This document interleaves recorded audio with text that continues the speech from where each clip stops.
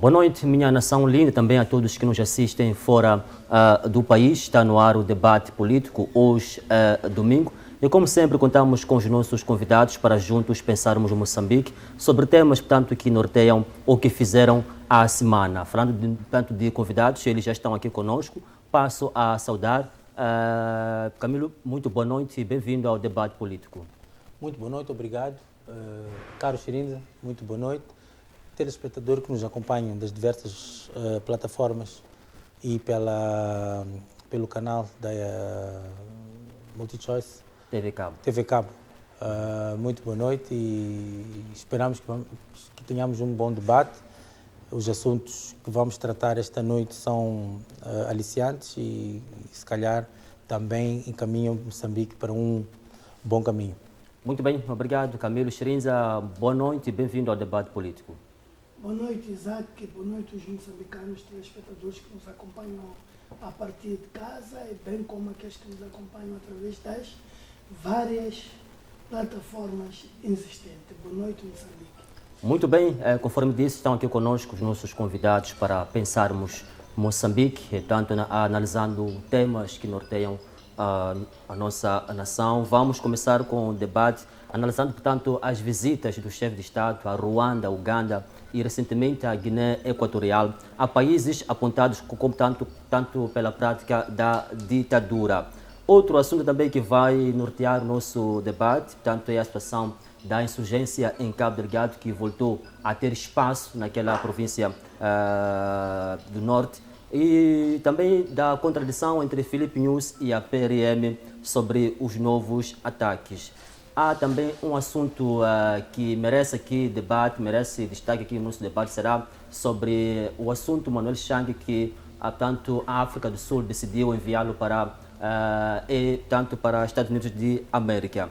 Vou começar com Camilo, tanto sobre a questão das visitas do chefe de Estado moçambicano a Uganda, Ruanda e recentemente a Guiné Equatorial. Os três países, Camilo, são apontados como ditadores, portanto, falo de Teodoro Obiang, do Guiné Equatorial, está no poder há, portanto, são 43 anos e também o vice-presidente é o seu filho, ou seja, é um dos seus filhos. Temos o Paulo Kagame, que dirige Ruanda há 22 anos. E, por fim, temos o Yoweri Museveni, que está no poder desde 1986, através de um golpe de Estado. São países que o chefe de Estado escalou para manter conversa com os respectivos presidentes. A questão que eu coloco, ou seja, que deixará para si, Camilo, é que numa altura em que se intensificam rumores sobre sobre um provável terceiro mandato de Filipe News para mais 5 anos em frente da Frelimo, que lições se podem tirar tanto desta visita de chefe de Estado a esses países sem tradição democrática e cujos presidentes recorrem a mudanças para se manterem no poder? Qual é a sua eleição? Boa noite mais uma vez. Primeiro, se calhar, eu ia entrar por um ponto prévio, que é a questão do livro escolar, que é muito importante isto, e falar da resolução que o Ministério da Educação teve em retirar o livro escolar e pôr os professores a usar o currículo para poder fazer o ensino e aprendizagem. Foi uma decisão sábia, enquanto a Comissão trabalha para a averiguação da responsabilidade em relação ao sucedido. E depois também parabenizar os Mambas pela vitória de ontem, um passo gigante que demos para a campanha que estamos a fazer para o CAN. Então, parabenizar a equipe técnica e os jogadores pelo empenho que tiveram. É um passo gigantesco, temos que olhar agora, tudo só depende de nós. E viva Moçambique por este feito. Em relação à sua pergunta, Isaac, primeiro dizer que a questão das visitas do chefe de Estado existem ou já estão traçadas ao longo do ano, já estão programadas. esta análise que o Isaac faz em relação aos países de regime ditatorial, eu acho que é um pouco pesada para um país como o nosso, que preza por uma democracia. Se o presidente Nyusi foi visitar esses países, foi numa outra vertente, não na vertente política, porque nós somos um país democrático e o presidente Nyusi está lá como presidente porque foi eleito no sufrágio, então não consigo fazer essa relação que o Isaac está a fazer. O que eu posso aqui tentar, e aí de entrar para o campo da especulação, é que o presidente Nyusi foi buscar algumas ferramentas que faltam na sua governação. Por isso é que ao longo da sua governação, se calhar tivemos alguns problemas. Ele está a olhar, por exemplo, por exemplos desses países que, de certa forma, conseguem ser, digamos, um governo com uma certa estabilidade política e económica. Como é que isto é feito? Como é que há essa movimento? Eu acho que é por aí que o presidente Nyusi vai buscar essas ferramentas que lhe faltam para poder governar o nosso país, o tempo que lhe resta. Em relação ao terceiro mandato, já tínhamos falado, o terceiro mandato que ele possa ter como presidente do partido não está a dizer que ele vai ser o presidente da República nos próximos, depois do 2024. Estamos a dizer que o Partido Frelimo, porque o Congresso é agora, vai continuar com o presidente Nyusi à frente do partido. E depois o partido tem um fórum próprio para poder indicar quem vai às eleições de 2024 para o mandato de mais 10 anos. Então não tem nada a ver uma coisa com outra, porque não depende a presidência, a continuidade da presidência não depende do presidente Nyusi. Muito pelo contrário. Ele tinha que fazer um trabalho interno muito grande para poder justificar um terceiro mandato. É isso que, se ele tivesse a fazer um trabalho interno muito grande, podíamos até entrar para o campo da especulação que ele está à procura de um terceiro mandato. O que nós estamos a tentar dizer aqui é que ele está à busca de soluções para ajudar quem vem dar continuidade à sua sucessão. É isso que nós estamos à procura. Então temos que encontrar ferramentas para que Moçambique ande para frente e não entre em lacunas. É um pouquinho daquilo que o presidente Guebuza falou quando falou da questão das inundações. Então nós, para sermos um país desenvolvido, para um país com horizonte, temos que começar a eliminar esses problemas. E acho que a antiguidade é um posto e o presidente Nyusi acabou por acatar isto e quer um bom porto para Moçambique. Bem. Obrigado, Camilo. Xerinza, como é que olha para essas visitas a esses três países? São países cujos presidentes estão lá há anos ou há décadas. Portanto, por exemplo, esta última viagem à Guiné Equatorial, este presidente está há mais de 40 anos no poder e um dos seus filhos é o vice-presidente. Que experiência o chefe de Estado foi lá ter, portanto, ou poderá ter nesses presidentes ou nesses países? Obrigado, Isaac. Primeiro, queira permitir-me que eu exponha o ponto prévio que trago, que é muito simples, tem a ver com o saudar do trabalho que está sendo efetuado pela recém-eleita presidente da Liga Feminina de Renamo, a Maria Celeste Cachite, em que nesta última quinta-feira, dia 9, ela terminou a sua visita à província de Maputo, tendo visitado todos os distritos em interação com as representantes das mulheres nesses distritos, bem como localidades e povoações. E teve também a oportunidade de visitar a cadeia feminina de Ilha Velha, onde que teve a oportunidade de distribuir capulanas e também pensos para a higiene pessoal das respectivas mulheres. Parabéns, senhora Cachite, que é a senhora presidente, Cachite, presidente das mulheres, e dizer que avante. Tudo indica, segundo o programa que nos foi facultado, que a próxima semana, esta semana que estamos para iniciar, ela vai proceder com esta atividade na província de Gaza. Muito obrigado. Com relação à sua questão, o que eu tenho a dizer é que temos que olhar para a visita destes 3 locais tidos em África como o berço da ditadura em 3 vertentes. A primeira, porque ele está a ensaiar a existência de um terceiro mandato. Então foi lá beber experiência. Sim. E se estiver muito atento, às vezes que eu havia falado disto em outros programas.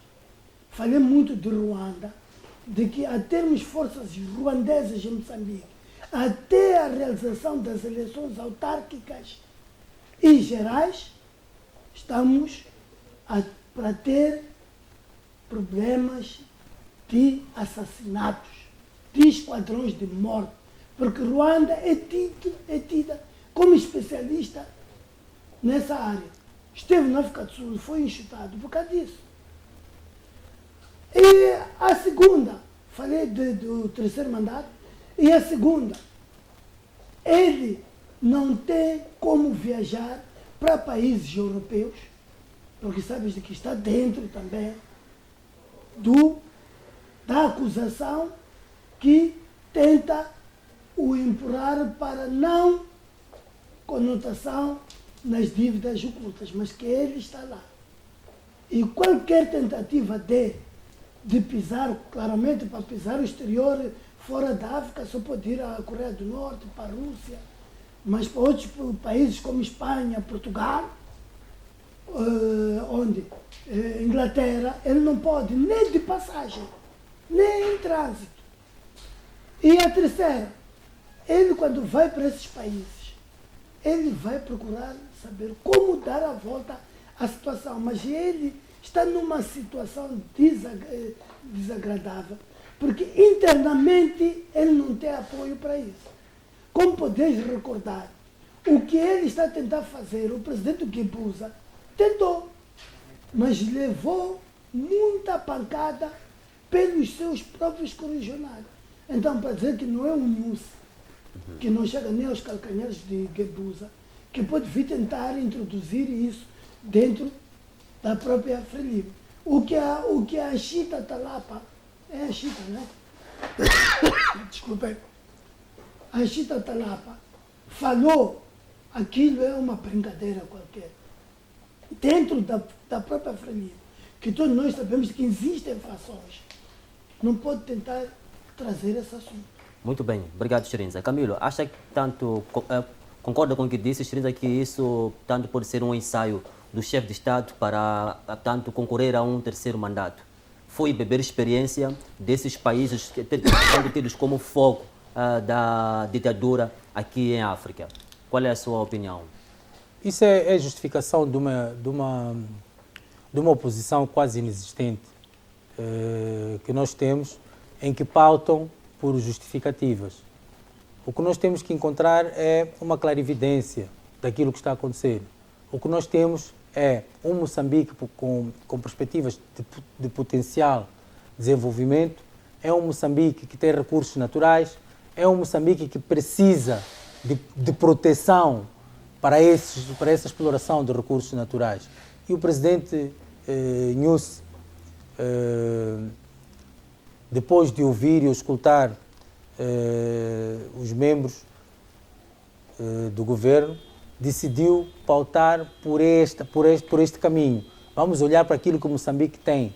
O Moçambique, depois de nós termos exposto os nossos recursos minerais, ficou vulnerável. É isso que nós estamos a tentar proteger. Então vamos buscar segurança nesses países. Nós não estamos a olhar para o sistema político, estamos a olhar para questões de segurança, estamos a olhar em todos os aspectos de segurança. Nós tivemos aqui a invasão cibernética. Aquilo é um assunto grave. Nós temos que nos acautelar em relação a isto. Então acha que, portanto, o chefe de Estado não foi lá por motivos políticos, mas sim de segurança aqui em Moçambique? É que eu estou a dizer, nós não podemos olhar para o sistema político. Temos que olhar pela nossa vulnerabilidade, porque o nosso sistema político não é igual desses países. Temos que olhar o que o presidente Nunes foi buscar nesses países. O que esses países têm de mais forte. Então, o que esse país tem de mais forte é a questão de quem quer que seja não conseguir penetrar para tirar informação, para poder fazer o uso e abuso do seu território. É isso que nós estamos à procura.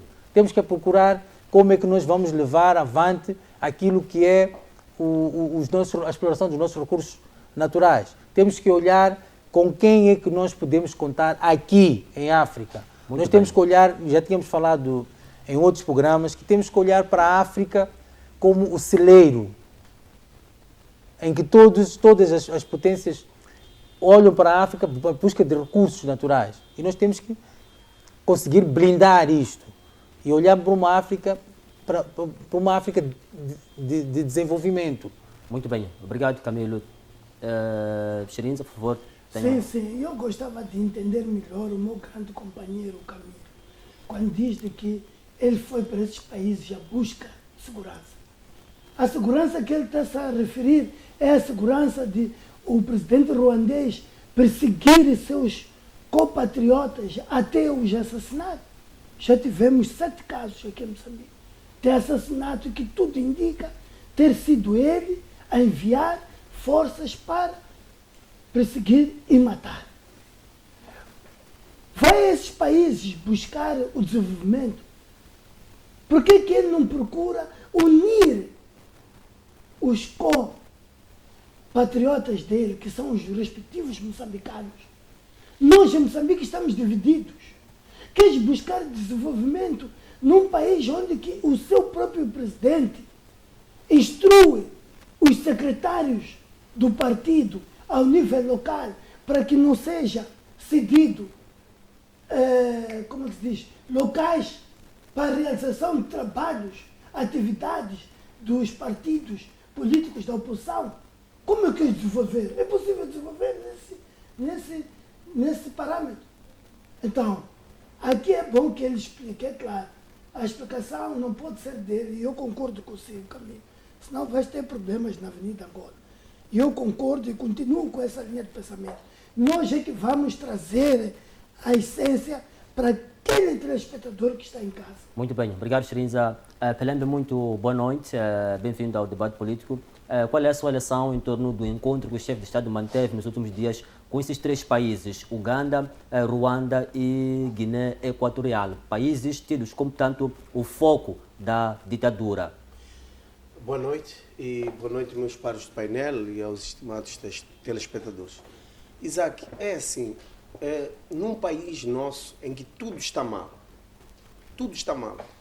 estamos a dizer que a saúde está em péssimas condições. O nosso sistema de saúde é um desastre, é um descalabro. Por que digo isso? Não temos medicamentos, não temos seringas, não temos infraestruturas, nem TAC aqui no Hospital Central não existe, a máquina está avariada. O nosso sistema da educação é aquilo que já sabes, e todos nós sabemos. Os livros manuais, outrora, há um ano atrás, ensinavam as nossas crianças, uma menina a amar outra menina, um rapaz a amar outro rapaz, ou a relacionar-se de forma íntima com um outro igual. Hoje, os nossos livros ensinam ao contrário daquilo que é a realidade dos continentes e do país. Ou seja, uma galinha, o Mar Vermelho está aqui no Zimbábue. E outras, 5 mais 3 é igual a 10. Então, a educação está um descalabro. o nosso sistema financeiro é aquilo que nós já sabemos, ou seja, é um país que produz pouco e consome mais. Há dias, um dos jornais noticiava que em Tete produzia-se trigo, mas não tinha como vender, tinha que se vender em Malau. O milho que produzíamos, estamos a vender em Malau. Vários produtos da maior necessidade estão a ser vendidos em Malau. Ou seja, em Moçambique há vários focos de fome, mas é o mesmo país que escoa para fora para vender. E muito tenho a dizer, nem temos uma indústria transformadora. Veio o ministro a dizer que tínhamos que, como alternativa, o pão, tínhamos a batata doce e a mandioca. Não sei de onde que ele tirou isso, porque não temos uma indústria transformadora para transformar a farinha da tal mandioca, tal batata doce, em farinha para fazer o pão. Embora há indivíduos, a título individual, que assim o fazem. Mas o governo, como governo, não tem políticas acertadas para ter esses sistemas, para reduzir o impacto internacional da crise financeira. Temos vários problemas e temos um chefe do Estado que não consegue resolver esses problemas, mas mesmo assim visita países que estão abaixo até do nível de desenvolvimento do próprio Moçambique. Estamos a falar de Guiné Equatorial, estamos a falar de Uganda, não vou falar de Ruanda. Até antes de ontem tivemos a visita do Zaire Brazzaville, da liderança de Zaire Brazzaville. Então, são países que, além de não ter um histórico de desenvolvimento, uma experiência de trazer soluções na saúde, na agricultura, num desenvolvimento socioeconômico para o país, que é aquilo que nós precisamos, esses países não têm.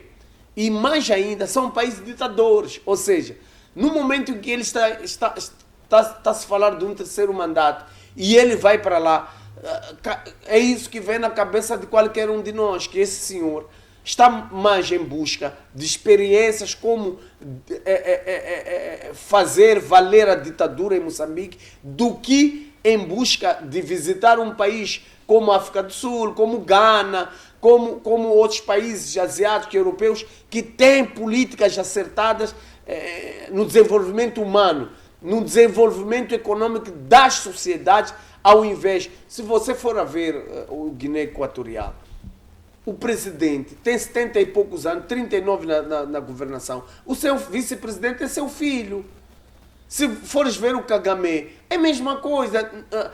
Aliás, Guiné Equatorial só tem um membro da oposição na Assembleia.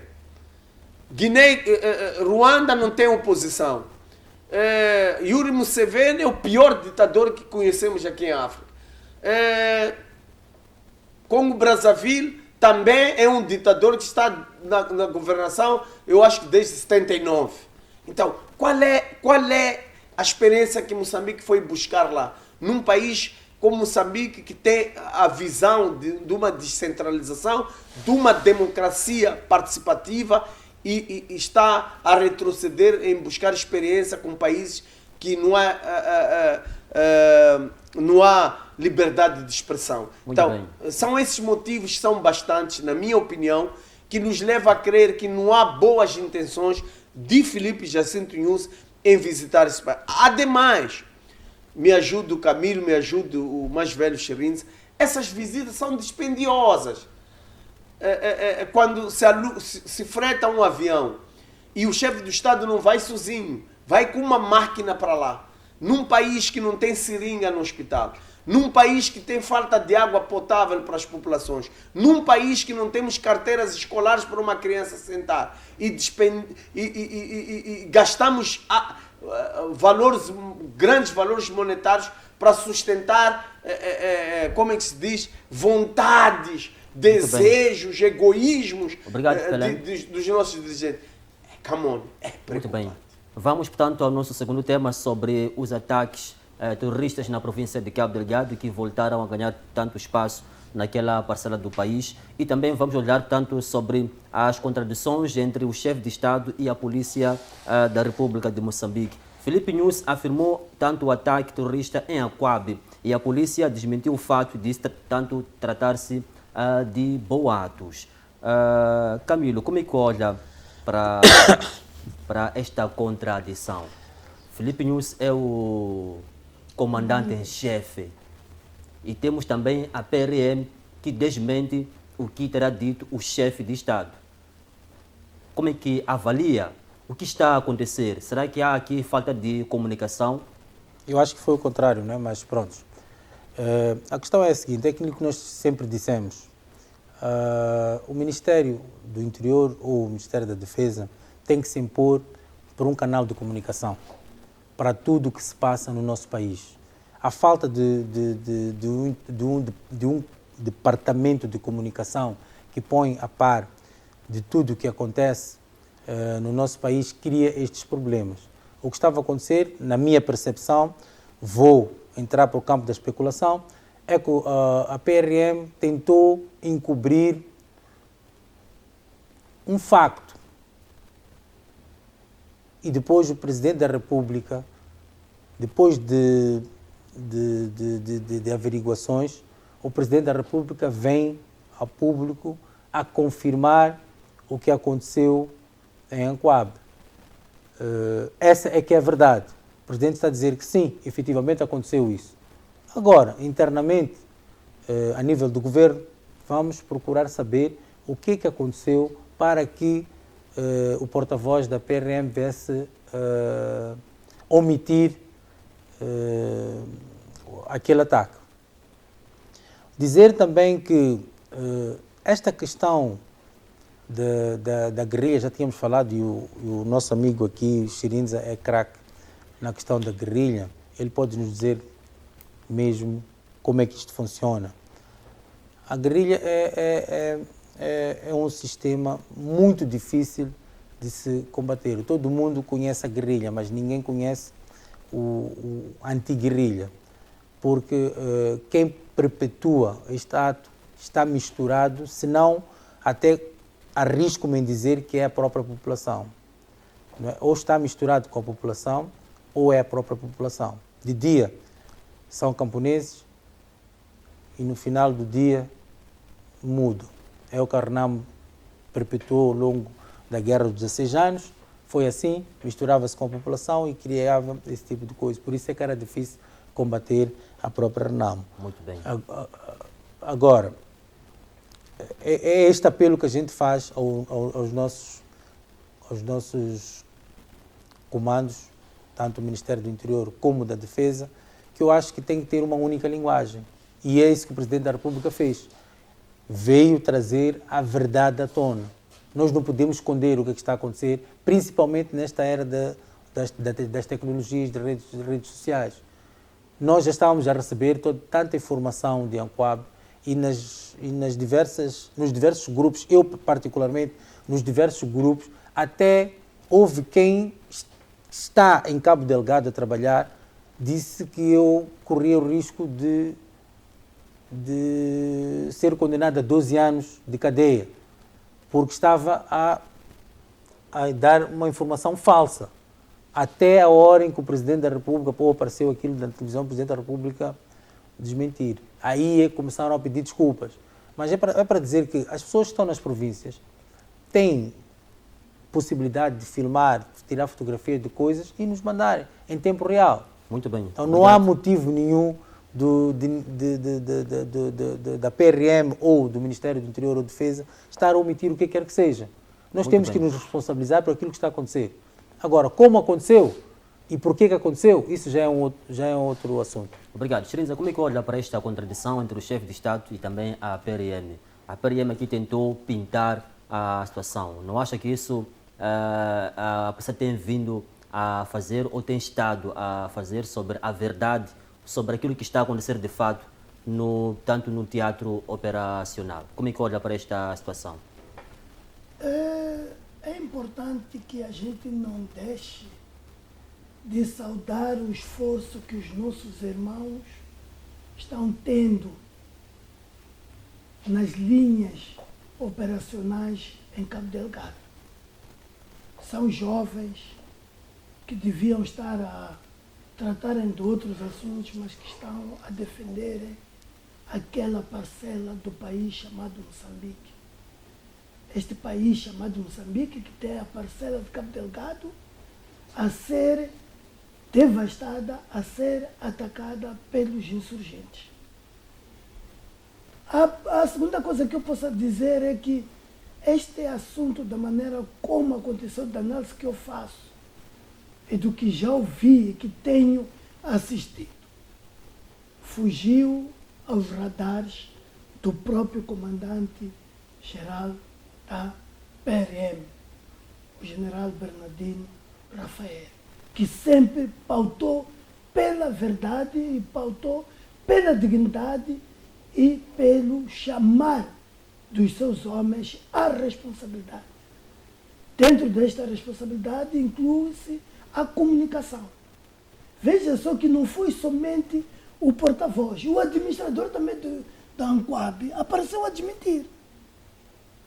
E aparece depois o comandante em chefe, o Felipe Jacinto Nunes, o engenheiro, a repor a verdade e exortar que haja uma comunicação verdadeira para que os moçambicanos saibam o que esteja a acontecer. Acho que foi um assunto bem estudado por ele, porque ele sabe de que hoje em dia, aquilo que disse o meu colega do painel, hoje em dia temos estas várias plataformas em que o assunto acontece agora, em 20 segundos, já está espalhado.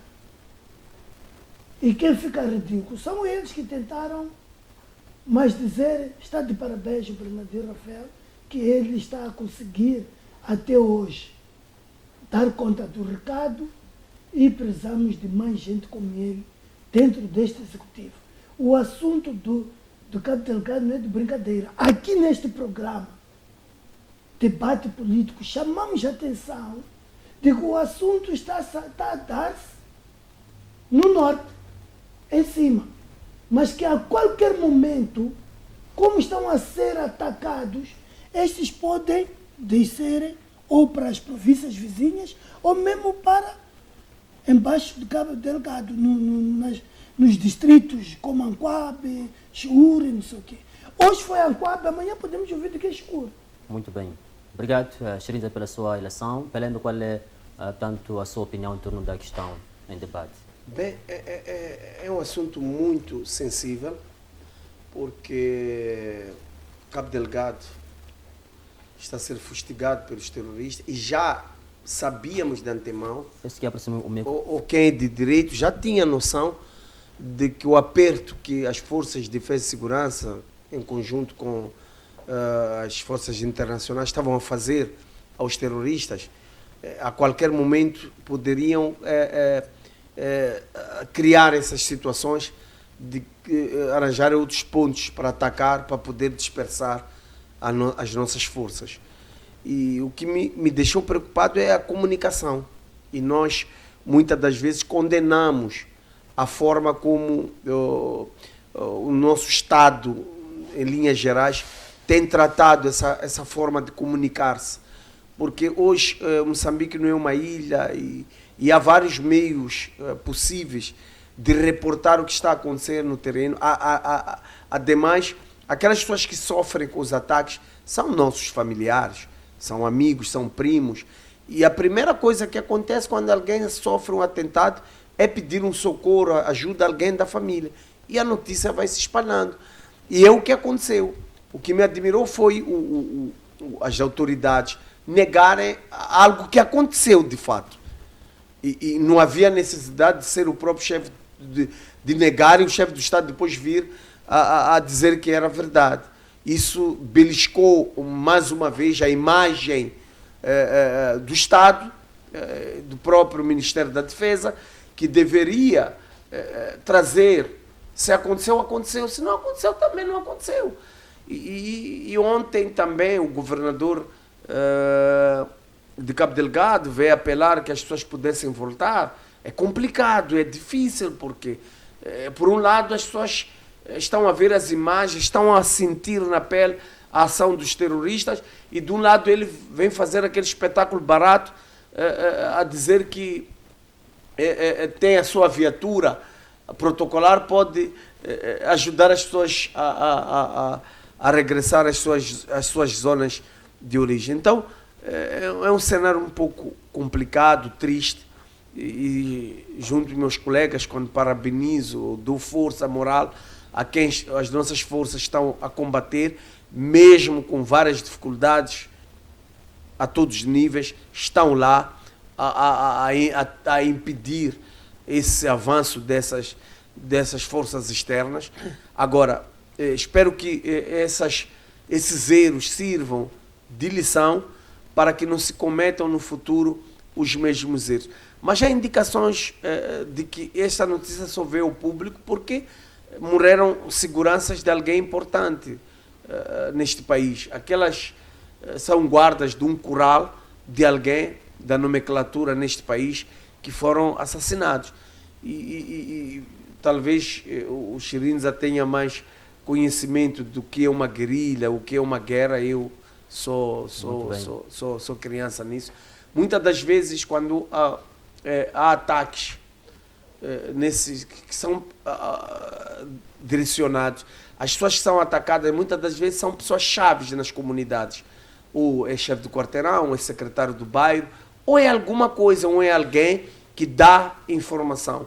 E neste ataque de Ancoabe, ou Ancoabe não, é uma localidade de Ancoabe, não na vila de Ancoabe, foram ataques direcionados, ou seja, temos que ver a relação que essas pessoas que sofreram esses ataques têm com o governo, têm com a nomenclatura. Então, temos que fazer esse estudo, e espero que a própria polícia já tenha feito esse estudo e possa proteger essas comunidades. Muito bem. Porque, no fundo, os terroristas, muitos são moçambicanos, são nossos familiares, são nossos amigos e vizinhos. Então,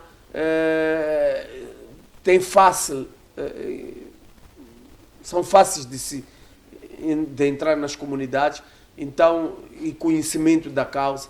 Então, há que nossos serviços secretos de segurança, de investigação, possam trabalhar mais nesse sentido, muito mais também para impedir essas investidas. Obrigado, Pelembe. Em poucos minutos vamos já analisar tanto a decisão da África do Sul enviar Manuel Chang para Estados Unidos da América. Vou começar por Camilo. Como é que olha para esta decisão?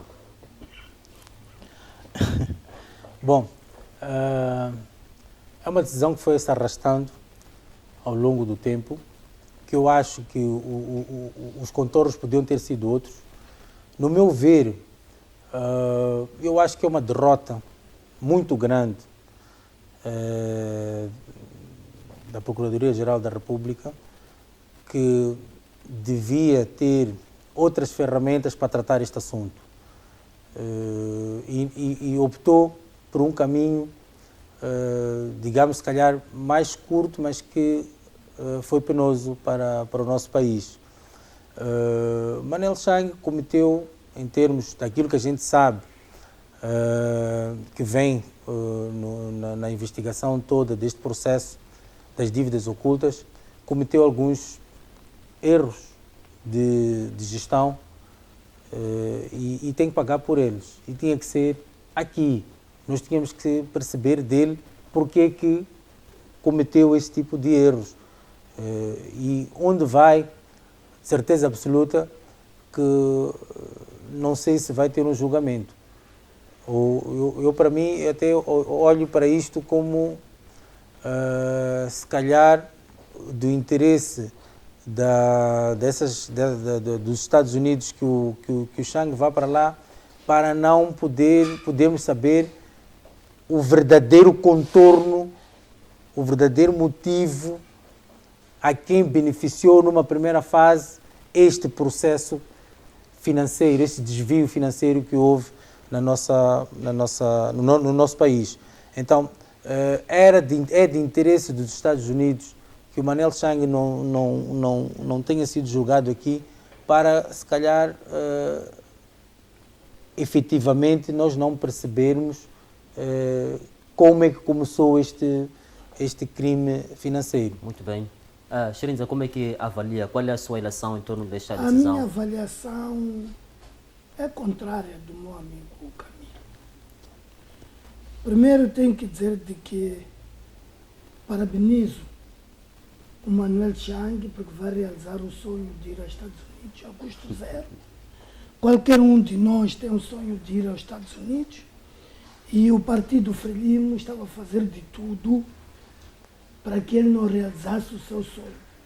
Mas daqui a alguns dias vai realizar o seu sonho e está de parabéns. Está de parabéns mesmo. Por mim é pena que esses dias não tenho programa de ir à África do Sul, senão ia o visitar para pedir aí umas tênis de Jordan. Mas, e dizer o seguinte, de que dois, ele está de parabéns porque estão a proteger a vida dele. O Manuel Chang, em Moçambique, em particular em Maputo, seja na BO, seja... Como é que chama a outra cadeia onde estão os demais? Cadeia Língamo. No Língamo, não teria mais que 6 meses lá dentro. Mas por que razão ele seria morto? Porque ele havia de ser morto. Se ele é que tem todo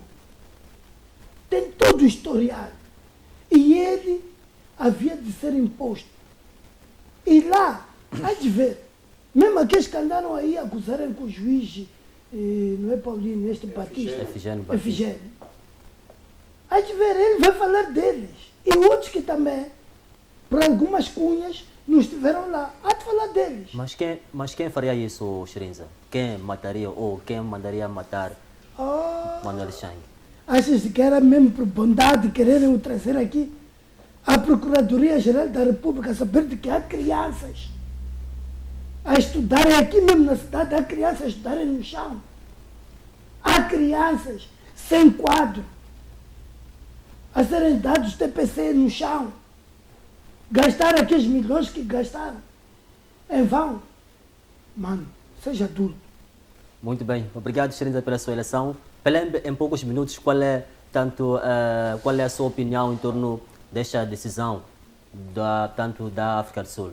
Bem, é uma vergonha para o Ministério Público, não é? É uma derrota e vergonha para a PGR. Por quê? Investiu tanto dinheiro Em vão. em vão. Por quê? Quem emite o mandato de captura de Manuel Chang foi os americanos. Ou seja, a Procuradoria teve todo o tempo para o fazer e não o fez. Os americanos o fizeram. E foi detido na África do Sul. Só depois é que, por razões obscuras, digo obscuras, e reitero isso, porque na legislação, tanto moçambicana como do mundo, Manuel Chang pode ir para os Estados Unidos ser julgado e Moçambique pode extraditar Manuel Chang para Moçambique. Ao contrário, dos Estados Unidos já não pode fazer se Manuel Chang vir a Moçambique. Um país de origem não pode extraditar ninguém. Agora, o porquê a Procuradoria quer Manuel Chang em Moçambique? Com essa toda a força, mesmo sabendo que indo para os Estados Unidos depois pode voltar, o que a Procuradoria quer que Manuel Chang não diga nos Estados Unidos para que os moçambicanos não saibam? Esta é a maior preocupação de todos nós. Até investiram muito dinheiro, os poucos recursos que o país tem, que são os nossos impostos, foram levados para ir pagar para um bandido que lesou o país. Dizia bem o colega Shrinza, as crianças estão a estudar embaixo, sentam no chão, as pessoas não têm água potável, bebem água turva. Hoje os salários são magros porque sofremos sanções internacionais por causa dessas dívidas. Então, há aqui alguma coisa que esta Procuradoria não quer nos dizer, está acumulado com as elites desse país e que não querem nos dizer, mas que está ali dentro o problema. Ou seja, há uma lição que esta Procuradoria deve aprender: a independência do Poder Judiciário. O que aconteceu na África do Sul é uma lição, a separação de poderes. O Constitucional, o Tribunal Supremo são independentes, decidiram naquilo que é legal. Olharam para a sua legislação e disseram que não, devemos já cumpri-la. Mas ao contrário daquilo que acontece em Moçambique. Ou seja, a justiça moçambicana é forte para os fracos e é fraca para os fortes. Ou seja, aqui temos filhos e enteados. Aqui temos o indivíduo da classe A e o indivíduo da classe B. Ou seja, se você faz parte do partido que está a governar, você tem privilégio na justiça moçambicana.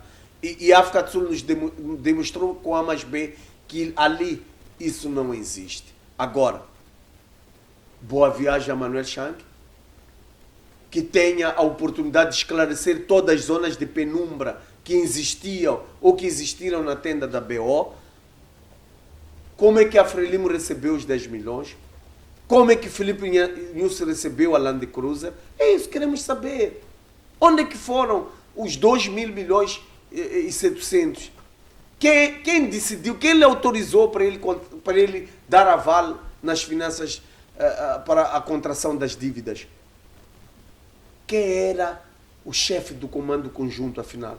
Do comando operativo? Nós saímos com dúvidas. Nós saímos com dúvida de quem é ali, quem é quem. Só Manuel Chang, que era o ministro-chefe, pode, com A mais B, dizer isso. E isso só pode dizer lá nos Estados Unidos. Até o Camilo e o mais velho Xirinza. Deus é bom, sabes?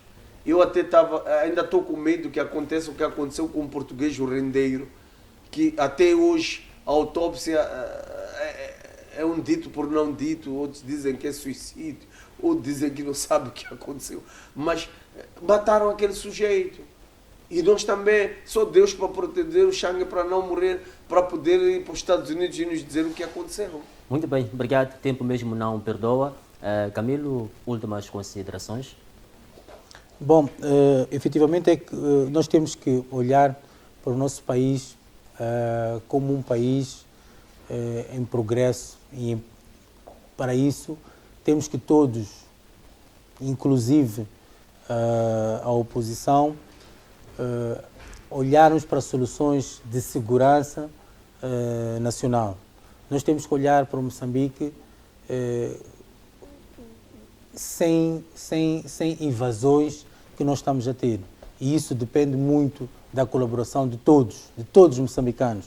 Estas questões que estão a acontecer em Cabo Delgado, temos que ter um olhar mais atento, temos que denunciar e temos que ter apoio, principalmente da RNAMO, que está habituado a essas questões de guerrilha, a dar um apoio lá em Cabo Delgado para podermos acabar com este sofrimento do povo.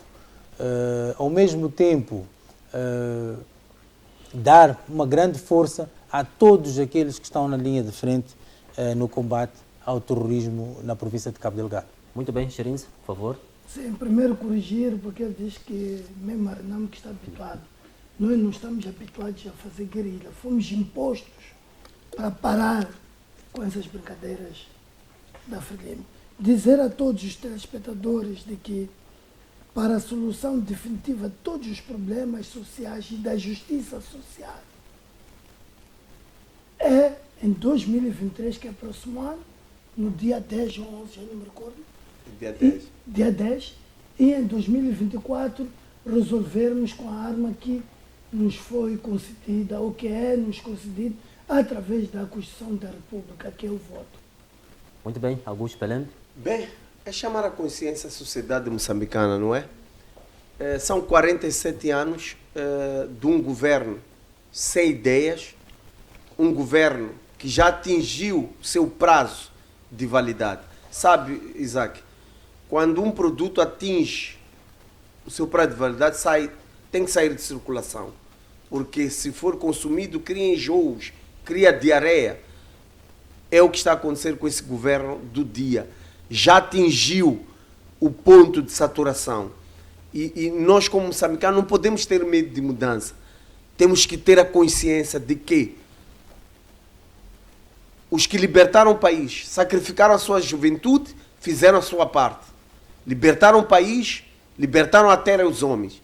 Agora, é a nossa obrigação, nós, hoje, libertarmos o país financeiramente, socialmente, e esta é a nossa obrigação hoje. E temos que assumir essa responsabilidade sem medo, nem de morrer, nem de sacrifício.